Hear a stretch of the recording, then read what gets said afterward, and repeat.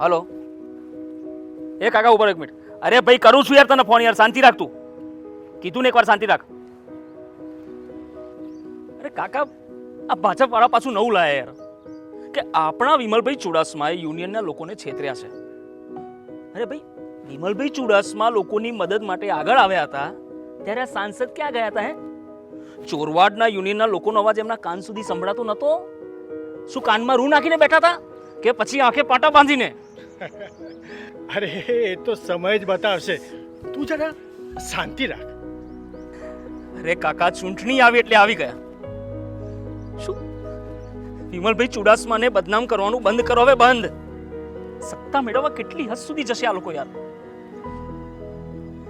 વિમલભાઈ ચુડાસમા લોકોની ઢાલ છે, ઢાલ, ને એ ઢાલ તોડવાનો પ્રયત્ન કરી રહ્યા છે આ લોકો. કાકા, હવે તો એક વાત નક્કી છે, મારો મત એમને એટલે કે વિમલભાઈ ચુડાસમાને ને એમની ટીમને. મારો મત ફક્ત કોંગ્રેસને જ. મારો મત કિંમતી છે તો મારો મત સાચા વ્યક્તિને જ.